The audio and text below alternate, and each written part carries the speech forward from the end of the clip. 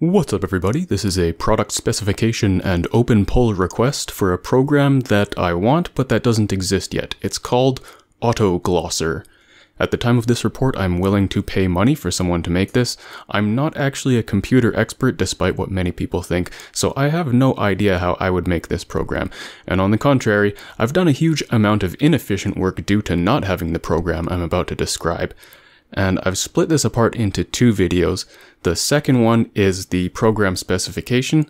This is the first one, which is a statement of why it might matter and what it might solve. Okay, Autoglosser. It doesn't exist yet at the time of this report. Things I want to do now in this report. 1. I want to show you the thing I produced inefficiently due to not having Autoglosser. 2. I want to show you how I produced it inefficiently using things like WordPad and Photoshop. 3. I want to explain why Autoglosser might matter for the range of uses it might have. And 4. I want to describe how Autoglosser would work if someone were to bring it into being, and that would be someone who knows more about programming than I do. On my YouTube, I have a series of videos called Word Guy Scroll 1 Matching Translation Audiobook. There's a set of scrolls from about 18 centuries ago in China called Word Guy, and I've done the second ever translation into English of Scroll 1, as far as I can tell by searching the internet, and it's the first one that you can download and read for free legally. It's not a fully copyrighted translation like the other one, also it's better than the other one. Here's a screenshot from the YouTube form of that audiobook. Okay, I call this format a matching translation visual audiobook, which is a mouthful, so let me describe what I mean by those designations. It's an audiobook because you listen to me reading it with my voice. It's a matching translation because I alternate between reading one line in Chinese and then reading the same line in English. And it's a visual audiobook because you can see on screen the lines I'm reading. Matching translation visual audiobook. The point of Autoglosser is to make it easier for people to produce translations like these and related formats.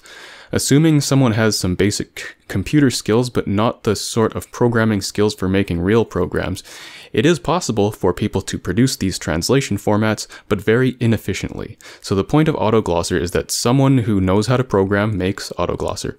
Then other people with basic computer skills use Autoglosser to make translations, like matching translation visual audiobooks, or matching translations for print format, and then yet further people read those. I did not invent the idea of a book having a matching translation. For example, here I have a matching translation book of The Canterbury Tales by Geoffrey Chaucer, and this book has Middle English on all the left pages and Modern English on all the right pages, and they match line by line. I've heard Dante's Inferno is an entertaining read in matching Italian and English if you can find that format. I've also heard of this format being called a facing page translation or a facing translation. Alright, so what's the point of making a program that makes it easier for people to make matching translations? The answers are various, and it's my firm belief that they add up to totally worth it by a big margin. I'll use examples from my own study of Chinese and Chaucerian Middle English. First, matching translations are excellent language learning resources. I find that I get the quickest language learning by reading books that I find interesting, and I find that the quickest mode for that learning is reading matching translations, but I've found very few matching translations of anything ever. I've done a lot of language learning using translations that aren't in the matching style, and a limited amount using matching translations, and the difference in learning efficiency is enormous. For example, consider someone learning how to read the Tao Te Ching in Chinese or the Canterbury Tales in Chaucerian, and suppose this person has a copy in the original language and a translation. Okay, now this person has this book open near his left hand and this book open near his right hand, then has to find what sentence in this book matches what sentence in this book, and sometimes the translations are so loose that they don't even match per sentence, and then there's some words he's not familiar with, so now he's opening up a translation dictionary and now learns a word, and because he doesn't have three hands, now has lost his place again where he was in these two books, and so on. The difference between this and having that user experience arranged nicely is a massive difference in efficiency and in headache. Take my word on that, as I've done this finicky, inefficient mode of language learning for a number of hours that I'm not even going to say, as it would be profane. A good matching translation makes for an enjoyable learning process. In addition to the efficiency, it feels good and it's super efficient, whereas having all the same information in separate places on your desk is not only really inefficient in comparison, but it also takes a lot of dedication just on account of how tedious it is. Mouse over dictionaries are nice, and they amount to roughly the midpoint between these two modes. I've made a lot of use of those, but I'm talking about something a lot better for the learning process. Like many people who have learned books in languages other than their native language, I've also found that learning a book in its own language results in a quality of learning that surpasses any possible translation. I have a big interest in ancient Chinese philosophy, and before I say anything more about that, my academic background is in the sciences, just not computer science, and I've produced education materials for physics, mathematics, computer science, and several other topics. And when I say I like to study Eastern philosophy, what I don't mean is that I like to study poppycock, as many other people mean when they say they like to study Eastern philosophy. Alright. There are more than 100 translations of the Tao Te Ching into English, and I've read many of them, but I get the full value by reading it in Chinese, but I got that ability thanks to existing translations. Well, the rest of the classics of ancient Chinese are way behind in the state of existing translations. For example, let's have a look at ctext.org, which is an utterly unmatched, amazing directory of ancient Chinese texts. But only a few texts on there have translations into English. The page for the Tao Te Ching, for example, is matched up with the James Lega translation, not line by line, but in bigger chunks. The page for the Zhuangzi is also matched up with the James Lega translation of it. But the page for the Liezi doesn't even have an English translation on ctext, because most of the existing translations are copyrighted. Most translations are copyrighted material. When someone translates an ancient work, the translator holds the copyright to that translation. The page on ctext for The Art of War has the Lionel Giles translation of that work, and that translation is more than a century old, so probably has expired copyright. So I don't actually know why the page for the Liezi doesn't also have the Lionel Giles translation of that. My translations, by the way, are Creative Commons, meaning not fully copyrighted, and you can download them and read them for free. Now we're looking at the third most popular of the Taoist classics, and all of the classics less popular than this one have either no translations into English ever made, or some of them have one, and those are usually expensive. That's a kind of sad state, and it's behind where we should be historically.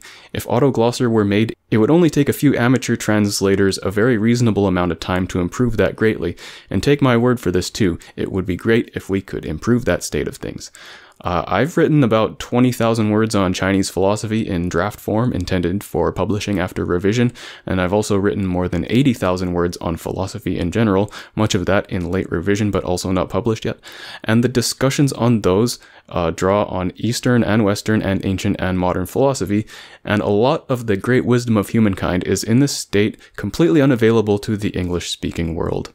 Autoglosser could also be used for any combination of two languages. For example, someone who speaks only French and wants to read the works of Goethe in German would be happy if he could find a matching translation that alternates between German and French, or this could work for a German person learning Spanish or a Spanish person learning French, etc. Alright, let's look at book formats that are really useful for language learning. Here we have a page from Gregory C. Richter's translation of The Art of War, and he calls this format Pinyin Transcription, Gloss, and English Translation. Actually, let's imagine he made another version of this that also has the Chinese characters. Okay, now this has, for every line of the original text, the Chinese characters, then the pinyin, which is a phonetic system for writing Chinese sounds with the Roman letters we're familiar with in English language. Next, there's what he calls the gloss, which is a translation of each word taken one at a time. And finally, a real English translation. The thing that he calls the gloss, the word gloss is actually not commonly used to mean that, and when the word gloss is used in the context of translations, it's usually short for glossary at the end of a thing that with all the translations of the individual words in alphabetical order. I don't know if there's even a word for this. You could call it a word-per-word translation or an extremely verbatim translation, but let's use the word gloss for short anyways. For this line, for example, the gloss reads, death, life, of place, survive, perish, of path, which is what you get when you translate 此生之地,存亡之道, one word at a time, but it's not grammatically correct English by a stretch, so that's why you have all these. The Chinese characters, the pinyin, the gloss, and the English translation per line for each line. Okay. My translation of Word Guy Scroll 1 doesn't even have a gloss because it was already a huge amount of tedious work to produce the matching translation format of Chinese characters and pinyin and English, but this translation would be a lot better reformatted with lines of gloss added to it. Now let me tell you about the workflow of my translating word guy scroll one, and trigger warning, it was painful. I looked up every single word, most of them in multiple dictionaries, and as I worked through the text, I built up my own glossary of how I was translating each word. The way I translated this is in a very literal style, staying as close as possible to always mapping Chinese words to English words one-to-one, almost zero interpretive reworking of any of the lines, and almost no mappings of one to more than one or from more than one to one. Wherever you find the same Chinese word in two places in the original, you almost always find the same English word in both places in my translation, and wherever you find the same English word in two places in my translation, you almost always find the same Chinese word in both places in the original. But that's not the only way of translating, and Autoglosser's use is not limited to that one style of translation. I actually got through translating 1.5 scrolls, and here's how my glossary looks after that. This is more than 1,000 lines long. And WordPad is the highest technology I know how to use for word processing, so you can imagine it was a little cumbersome once my glossary got to 1,000 lines long. My translation process was with reference to the Thomas Cleary translation, the only English translation of that scroll before mine, the copyrighted one. Well, to prepare the text for translating, first I ran all the Chinese characters through a web app that generates pinyin, then I matched up the pinyin with the Chinese characters, then I matched up the Cleary translation with the original text line by line. And since I was doing all that text working through WordPad, this was just one part of the process that was about as efficient as chopping piles of lumber with a butter knife. For example, here's a bunch of the Chinese text only and all the pinyin together in a separate document, and the Cleary translation in another separate document. And now I break the Chinese into lines, and then correspondingly break the pinyin document into lines, and then correspondingly break the Cleary translation into lines.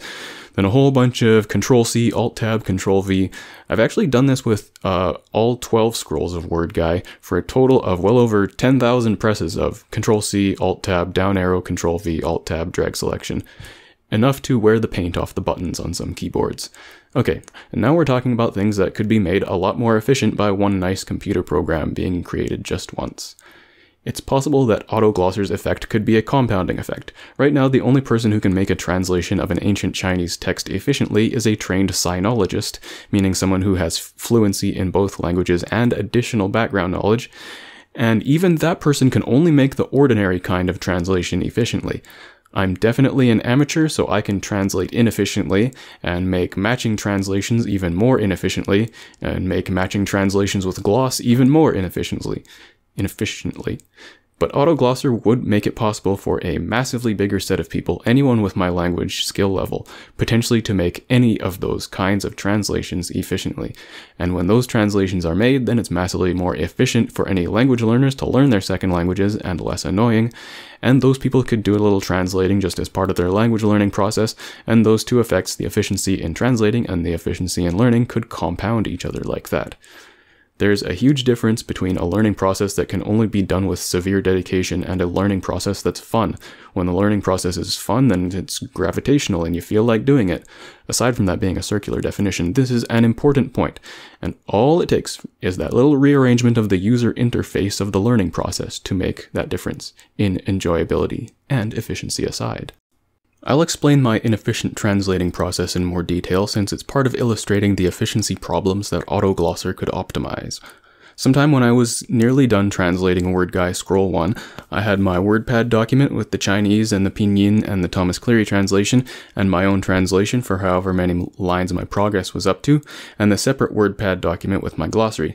Then I would go to the next line, read the Cleary translation of it, look up which Chinese words from that line I already had in my glossary, look up any new words in multiple translation dictionaries, add those to my glossary, do my translation of that line, and proceed to the next line. But looking up all the words that were in my glossary was a lot of page up and page down or Control F because of how big it was by then, and that inefficiency caused more inefficiency due to the limitations of short-term memory, and those would be eliminated if I had some efficient way of glossing as I go. Now, the next inefficiency. Scroll 1 is conveniently divided into 9 sections, and in my WordPad document, I had gathered all the line translations into paragraph form for each of those 9 sections. But I was also making adjustments to the translations looking back sometimes, and each of those times I had to remember to make matching adjustments to the line form and the paragraph form. Lots of careful and finicky things like that, all inefficiencies. But I'm not a real programmer, and I don't know how to make real programs. Once I was done that, the next thing was pagination. And if there was already this manually making sure I remember to update all the formats of something whenever I made a change, let's add to that. I ended up printing 4 different forms of this scroll, and I bound them up in this style that matches the form of an ancient Chinese scroll. 4 different forms because the most efficient learning of the text goes like this. I start by studying this form that includes the Chinese characters, the pinyin, and the English translation. And I do that for one section of the scroll, and once I've studied it in that form for a while, I move on to the form that has the Chinese characters and the English translation but no pinyin. Then I study the section in that form. Then I move on to the format that has just the Chinese characters, and then I study that section in that form, and then I do all that for the next section of the scroll, working from the one form to the other, and then I review it often enough in Chinese only form to stay familiar with it, but I also go back to the other forms once in a while to refresh on the pronunciation and translation. I also made an English only form, but that ended up being just for gifts. So that's the most efficient way of studying something in Chinese as a second language. I could have used just that form with the Chinese and the pinyin and the English translation and covered up parts of it with my hands for the middle step, but that's really not as good. And to make each of these formats, well, first I took the WordPad document with the Chinese and the pinyin and the Cleary translation and my own translation, and then removed the Cleary translation line by line with the mouse and delete button on the keyboard, then saved that format, and then removed the pinyin line by line with the mouse and delete button on the keyboard, and then saved that format, and then remove the English translation line by line with the mouse and the delete button on the keyboard, then save that format. And then I made a page template in Photoshop, and for every page of each of those print formats, I screenshotted WordPad and pasted into Photoshop, and then saved in picture form from Photoshop and printed. That's print screen, Alt-Tab, Control-V, C, drag selection, enter, Control-T, select number, type 60, enter, drag to align, Alt-Tab. By this time, if I wanted to make a change to one word of the translation, it would mean updating multiple documents in multiple places, doing over the screenshots, and saving multiple pictures in Photoshop. At that point, any updating would also be a horrendous amount of work, plus all that formatting in WordPad in Photoshop was also horrendously inefficient compared to what a good program could make possible. For the video, I did a similar process in Photoshop to generate the screens, then recorded the vocal track, and then it was simple work in a video editing program to match those up. But this video editing program doesn't support automating things like applying fade-ins and fade-outs to everything on a track. So once I matched up the screens to the visuals, I had to drag the fade effect onto the starts and ends of all the screens, and then drag the durations of all those to the duration I wanted. So that's how a guy with just basic computer skills can do this massively inefficient series of things to produce a set of products that result in maximally efficient learning of a language and of specific texts in that original language. Now I've covered all the inefficiencies that are worth illustrating. There were other inefficiencies, but the rest of them don't pertain. With a program that fixes all the above ones, that solves all of them. At this point, if you're a programmer and you've listened this far into the problem description, you've probably thought about the workflow optimizations that would turn all those inefficient steps into maximally efficient steps, and you've probably prefigured most of what I'll say about a program specification, but I should be rigorous, so I'll describe a program specification, and it will contain a few more items that I haven't mentioned yet, a lot of them specific to how Chinese works.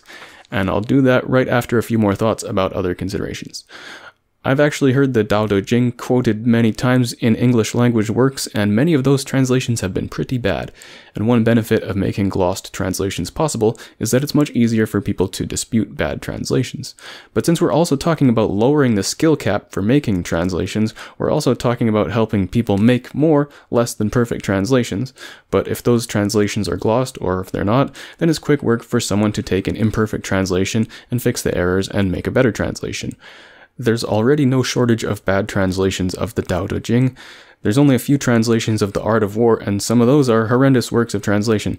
So this technology can only help all that, and not make it worse, and similarly for any other books. According to the Oxford Dictionary of Quotations, a fella named King Alfred once said, "Then began I, ellipsis, to turn into English the book that is named in Latin Pastoralis, ellipsis. One while word for word, another while meaning for meaning." Hey, that sounds just like what that Richter fella called a translation with gloss. And it must have been an extremely handy kind of translation, because he said that more than 1,000 years ago, according to this book of quotations printed 44 years ago, and it isn't even really much of a quotation as quotations go. So Autoglosser, dare I say it, is for optimizing the workflow for making a sort of thing that's been useful for more than 1,000 years, and now just as much as ever. I listen to a lot of audiobooks, and most books I've listened to them once or twice, but somehow I just keep getting drawn back to the Laozi, the Zhuangzi, the Liezi, and the Wunzi.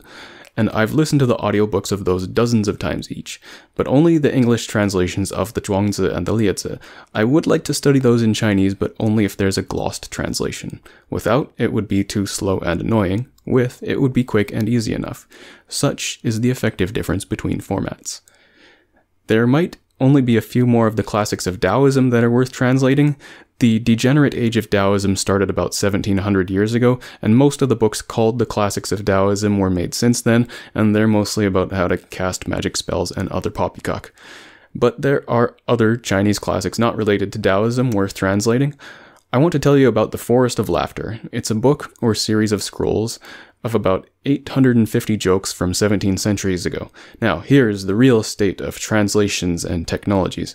On Amazon, you can buy a translation of The Forest of Laughter, or The Laughing Forest, but I looked at the preview, and what this is, clearly someone just took the original text and ran it through Google Translate or some similar program, and then just bound it up and sold it as a book. Problem with that is that Google Translate fails to work on most of this book, as it does with most of ancient Chinese works. Heck, Google Translate only works on half the sentences of modern Chinese. For Forest of Laughter, I'd say it works well for about 10% of the jokes, it works half passably for another 20%, and fails completely for the other 70%, and that's even putting aside the ones that are puns and that just don't translate. The look inside preview of that book on Amazon reveals that indeed these were made through a translation software that failed to work even half passably. Let me read a few that worked when I put the original through Google Translate. Egg-wearing mouth. A girl conceived in her womb for no reason. Her parents questioned her why, and the girl said, "There is no affair, except that one day I ran into someone who came to meet me, bumped my lips, and then I got pregnant. There is nothing else." Father pondered for a long time and suddenly realized, "Hey, I understand. This man's egg bag is actually worn on his mouth." I fixed this one up a little. The farting maid. A maid accidentally farted in front of the master. The master was angry and wanted to attack her. Seeing her very white buttocks, he didn't feel angry, not only exempted from responsibility, but also had sex with her. Tomorrow, when the master is in the study, he suddenly hears a knock on the door, and he opens the door to see that it is the servant girl from yesterday. When asked why, she replied, "I just gave another fart just now." House. A monk in a prostitution house touched the front and back of the prostitute with his hand, and suddenly shouted, "It's amazing, it's amazing. The one in front looks like a nun, and the one in back looks like a disciple."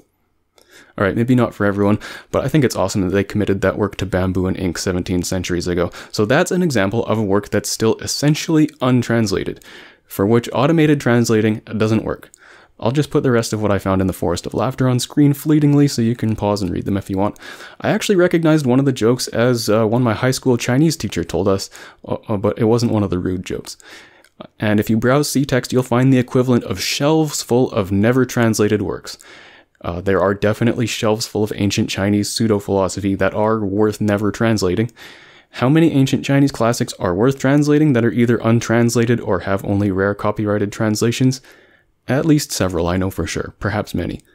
And this doesn't only apply to ancient books, but modern ones too, and not just Chinese books. Really, this applies to books from any time period in any language. And I know for sure that there are many of those worth translating in the glossed style.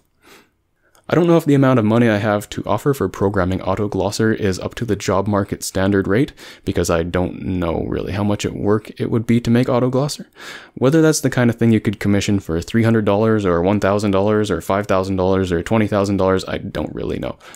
But the plan is that Autoglosser is free to use once it's made, so what I really want to find is some of those people who donate professional grade programming work to make programs that are then made free to use.